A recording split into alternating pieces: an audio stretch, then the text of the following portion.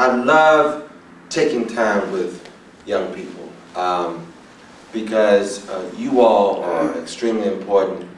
I think that there's a conspiracy against young people to have your minds diverted from things that are serious.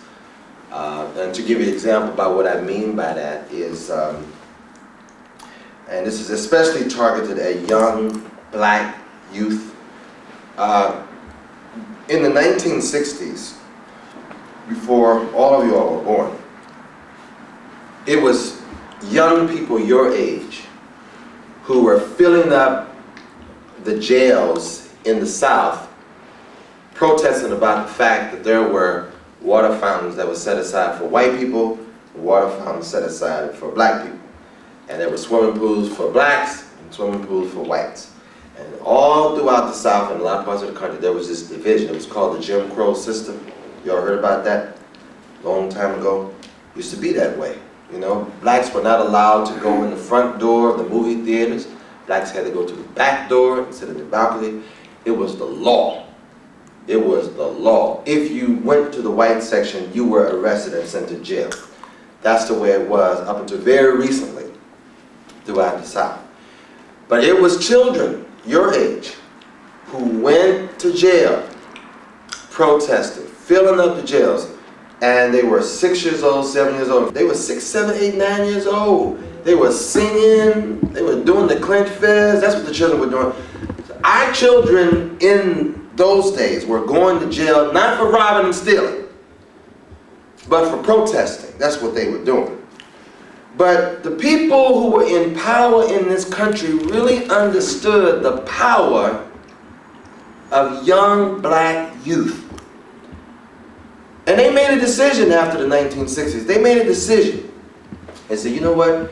We're going to go after these kids. We can't have all these militant kids. We had the Black Panthers. You know, we had the Black Panthers who, for whatever people disagree with about the Black Panthers that grew up here in Oakland, California. And I know people had disagreement with the Black Panthers. One thing about the Black Panthers that I like was that they understood that somebody had to stand up to the police when they were going through the community beating up black people, and they stood up to the police. We might not have liked their tactics, but they were not afraid.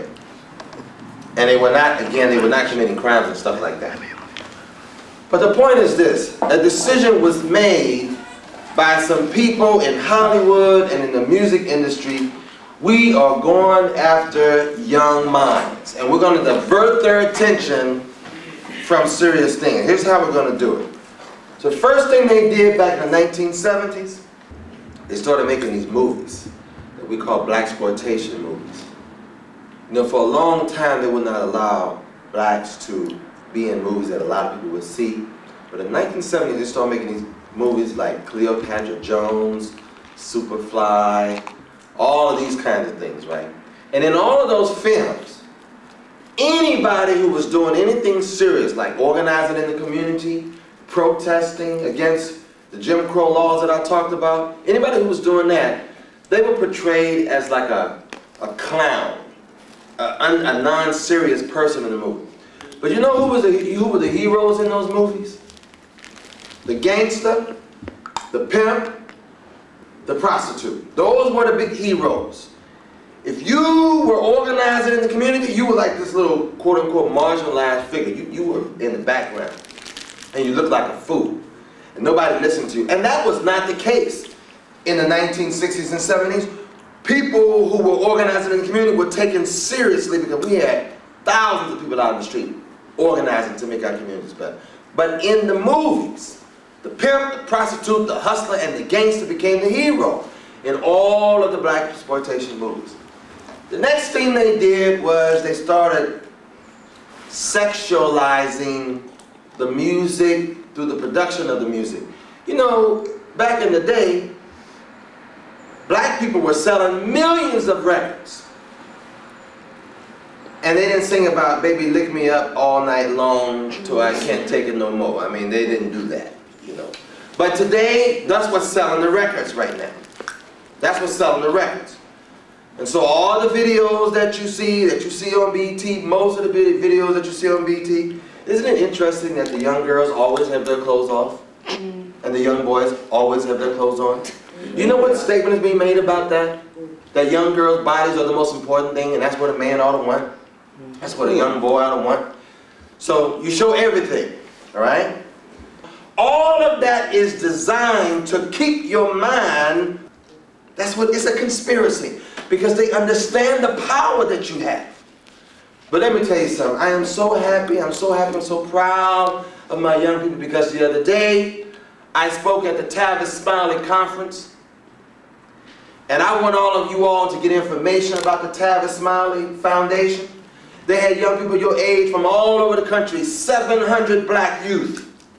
Those young people were serious about being involved in their community. And so here's what I want to say to you all this morning, is that, you know, there's another way. We got to keep our minds on things, because you see, you know, I love hip-hop. I love rap music. But what I don't like is the fact that the rap music and the hip-hop music that gets played on the radio, for the most part, really doesn't talk about anything serious. I mean, it's more about some violent something, some baby let me do something to you, that kind of thing. But there's a lot of rap and hip-hop music that's not talking about that at all, that doesn't get played on the music. You know, I was on Hard Knock Radio the other day, and he was playing this hip-hop music. I mean, it was some nice music, right? Talking about peace, talking about justice, and they had like 12 hip-hop organizations, hip-hop groups that had come together to make this positive song. Nice beat, you can dance to it, everything. Do you know that the radio stations refuse to play it? Why? Because there's a conspiracy against your mind. They don't want you to hear about that, even though it's nice beat, everything nice, right? I have a friend of mine who's a singer in Atlanta, and she wrote a real positive love song. No, it was talking about, you know, I want you because of your mind. I love you because of what you do. It wasn't because you got a big butt and I love your breasts. I want to... The producers told her, you got to change your lyrics if you want to make it. And that's not true.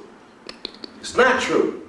You can make good music and sell it. That's like an insult to black people to say that the only music we're going to buy is music that sexualizes everything we do. And so the point I want to make to you all this morning, there's a conspiracy against your minds. And I know there's a lot of talent in this room that can do something different with the music, with the poetry, and with everything else. All right? So here's what I want to say. There's a war going on right here in our communities, and there's a war going on in Iraq. What's the war in our communities? The drug war is taking place in a lot of our communities. I grew up around drug wars. I grew up in the public housing projects in St. Louis, Missouri. That's where I grew up. And I was in the middle of gang wars, heroin war. Heroin was a big thing back then. It was a tough life in those days, in that area in St. Louis, in downtown St. Louis. I remember bullets whizzing over my head. Folks keep calling the middle of stuff. At least 55 of my friends that I went to school with were dead 5 years after I graduated from high school in 1970 because of gang wars in St. Louis. Gang wars is nothing new. This is happening. I'm 51 years old. This stuff was happening back in those days. That was a war taking place in our community. We got wars taking place in our communities now. We got to call the police in, separate gangs, stuff like that, right? But they want us to kill each other. You know, when we can kill each other, shoot each other, police are not going to do anything about that. Plus we have to deal with police brutalizing us in our communities. So you got that kind of violence going on. Because of life in our communities, a lot of young people decide, I want to go to the military. I want to get out of trouble. I want to have discipline.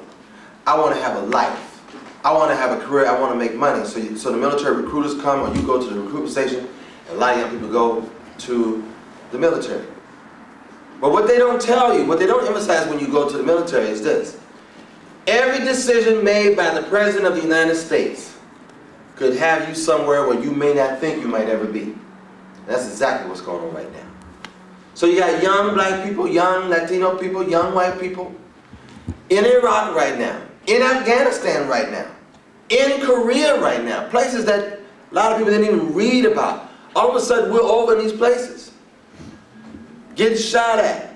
Culture we don't understand, language we don't understand, religion we don't understand. We're far away for a war that has nothing to do with freedom and democracy, but it has everything to do with the fact that the United States wants the oil that's in Iraq because Bush has told a pack of lies. He said that 9/11 took place in part because of some link between Iraq and the people who blew down those buildings. They presented no evidence for that, yet they implied in every speech that he made leading up to the war that that was the case. They said that there was a camp in Iraq where there were all these weapons of mass destruction. 2 days after Colin Powell said this at the United Nations, they went over there, couldn't find anything. A lie. So the President of the United States, the highest man in the country and the government, told lies, and based on lies, sent young people off from our communities into Iraq for a war that had nothing to do with the reasons they stated they were going in the first place. So notice that 4 weeks before they sent the troops into Iraq, here's the next thing they said. We're going in to free the Iraqi people from the tyranny of Saddam Hussein. Hello! Amen. Maybe that'll work. Maybe I know the president must have been saying to himself, I know the first 2 or 3 lies are lies, so let me talk about something American people might be able to relate to. And Saddam Hussein indeed was a tyrant. Saddam Hussein indeed did bad things to his people, but guess what? You know who trained him? The U.S. government. United States. Gave him the know-how for biological and chemical weapons. Was his ally when they needed him. When he was useful, they used him. When they had a disagreement, they had a little fight, oh no, we're coming to get you and your oil. Because Iraq has the second largest amount of what they call strategic oil reserves in the world, second only to Saudi Arabia. But not only that, they have what they call Nigerian oil. It's called sweet crude oil. It's some of the best oil in the world. And if the United States can control the market, the United States can profit from the oil that Japan and Western Europe gets from Iraq. That's why this war is being fought. It's not being fought for freedom and justice. If it was being fought for freedom and justice, you all saw what happened to the young brother down in Inglewood, California. How they lifted him up, the police, and slammed him against the car with handcuffs behind his back. What happened to those white police officers the other day? They walked. Nothing is happening to them. What happened to the white police officers who shot Amadou Diallo in New York 41 times? Nothing. Nothing. And they didn't want to send you and your friends off to fight against people who have never done anything to us. What Iraqi has come over here and threw us in jail? Huh? That's Muhammad Ali raised this question when they were sitting in Vietnam. He said, what Vietnamese call me nigger? Back then, we didn't see too many Vietnamese people. It was white folks who were doing what they were doing. White folks in power who were doing things to us, racists who were doing things to us. And we were being asked to go and fight against Vietnamese 10,000 miles away. And guess what, young people? A man named Robert McNamara, who was the Secretary of Defense at that time, you know what he recently said about the war in Vietnam? 55,000 United States lives later who were dead. You know what he said? It was all a mistake. It was all a mistake. 55,000 lives. And I had a friend named Charles who died in Vietnam, whose body I saw in the casket, who was in the United States Marines, who went to Vietnam for 1 year and re-enlisted and went back and was killed. And there was a young man in Washington, D.C. who was volunteering at a group called Peace Action 9 months ago. He was in the Marine Reserves, in the reservists. He's dead. He just got killed in Iraq 3 months ago. For lies.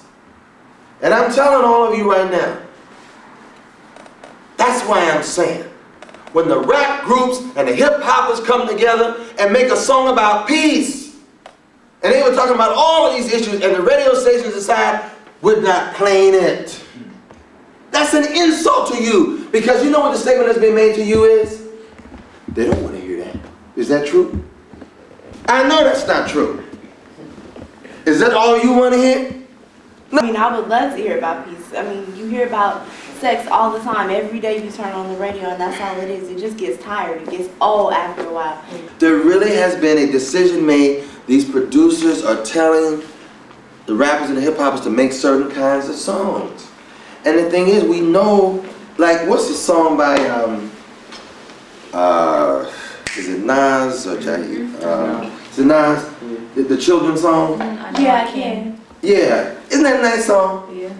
It's a beautiful song. I mean, you know, you can dance to it, all that, right? I'm gonna tell you why he made that song. You know why he made that song? The Hip Hop Summit is telling the rappers, y'all can do better than what y'all doing. And as a result of that, a lot of them are including at least one record out of 10. One song out of 10 on their CDs might be saying something about a little more important thing. But here's the problem. If the radio stations don't play their music, they don't have any encouragement to make more positive songs. And if you don't buy it, then there's a problem. Because they're trying to make money. So they're not getting the encouragement. And the reason why I'm spending so much time on the music right now is because, let's be honest right now. You all know that between the music and the videos and the commercials we see on television, that's where most of your information is coming from. It is the most powerful tool in the world, the music right now. And they understand that. We can do better. Now here's the other thing about this, the conspiracy. Young white kids start getting involved in the Vietnam War. Meaning protesting the Vietnam War, right? Young white kids have been involved in challenging like corporate power and the bad things that big corporations are doing around the world. There's a conspiracy against young white kids too. Young white kids are listening to black hip hop and buying it like young black kids. So the conspiracy also is to get the young white kids, right? And there's a lot of insanity going on directed at white kids. A lot of these white supremacist organizations, these new ones, are trying to get to them. You think about this on a daily basis, right? I go into the video arcade. The violent videos, chopping off people's heads, shooting people. The blood, chopping people off with swords. That's what you're seeing, you know. You go through this all day long. Then you turn to television. The first 3 minutes of the news is on violence, violence, violence. Then you turn on all the movies, most of the shows on TV. Killing, killing, killing. Soap opera, somebody's conspiring to kill somebody. Guns being used. Then you go see a movie. Guns all in the movies, right? I mean, after hearing this all day long, 7 days a week, every day, you're thinking that, you know, this is how I gotta solve my problem, right? You know, so somebody step on you the wrong way, I'm going to get him. I'm going to get my piece. You know, I'm coming back to get him. And you know, this is like, you know, you've been taught, this is the way to go. I gotta really show my toughness, right? And I had this young man tell me, after he went to one of his friend's funerals, friend, 14 years old, handsome little brother in the coffin. I asked this young man, what do you think about that? Well, you know, he died for a cause. What cause did he die for? What are you talking about? Well, he stood up, he didn't let nobody push him around. But he's 14 years old, he's in his grave. Come on, please, help me, y'all. Help me. When somebody's talking like that, there's nothing about that. If you died a hero, if you died, you know, maybe you was doing something, trying to, you know, stand up for your mother somewhere or whatever, I can understand that. But a beef about something over some shoes or something like that, that's what they're doing to us. That's what I mean about the conspiracies. They want us to do that. So you know what? What I've learned now is, in my older age, because I used to think like that too, you know. I mean, I played football through high school, I ran track, I did all that kind of stuff. I won trophies and medals and all that, you know. I was never in a gang or like that, but you know, we had a little attitude about, you know, somebody mess with us, you know, we were going to fight back. Of course, you don't want it, you have to defend yourself. But this thing about this back and forth warfare between gangs and between groups, you know, this is slaughtering us on the streets. And it does nothing. But if we had organizations that were doing something in the community, it would be so powerful. If we were keeping our community together. And I know y'all young people are living under very harsh conditions. I understand that. I really do understand, because I've been there. I didn't grow up rich, I grew up poor. At least in terms of having money. But I was very rich in this sense. I had a mom and daddy who loved me. I had family and friends who loved me. I had family and friends who taught me what it meant to be a positive person in life, who steered me right. And I did do my homework. Yes, I had fun. I went to the parties. I did all that kind of stuff like young people do. But I did my work in school, and I got out of school. And here I am today. Grew up in Carr Square Village, housing projects, right? Little Damu Smith. And I spoke at the Million Man March during prime time, an hour before Minister Farrakhan spoke. And do you know whose name was on the front page of the New York Times and the story the next day after the Million Man March before anybody else's name? Damu Smith. From the hood. Right? And then, wow, this was the crowning moment. You all know Nightline comes on late at night on ABC. I, Damu Smith, debated the Assistant Secretary of State for African Affairs on Nightline, and I whooped him good. Whoa! From the hood! I was like, man, this is me up here, you know what I'm saying? And then Bill Moyers did a special on me 3 months ago on PBS. And then I was in Life magazine. I came from the projects. I was dodging bullets. But I kept my sanity because I had some people putting their arms around me. And you know what? This is the thing I like the most, you know. I used to be director of the Washington office in Africa in D.C. And there were these really mean white senators. And I have to use a racial designation here because these are racist white folks. Senator Helms, who wanted to keep black people down in South Africa forever and keep black people in North Carolina down forever, right? When I was director of the Washington office on Africa, I had to testify before the Senate Foreign Relations Committee.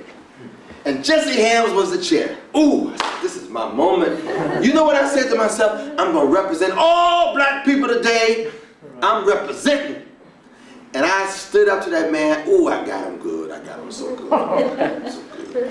And it was on C-SPAN, nationwide. You know what I mean? And the point is this. I can be among my friends and talk my little, you know, black slang when I want to. My blackanese, as I call it. But then I can switch. And I can use all the proper words. Yes, sir, my name is Damu Smith from the Washington office of Africa, and I'm testifying before the House, the Senate Foreign Relations Committee, and I just wanted to tell you that the policy of the United States towards Southern Africa is wrong.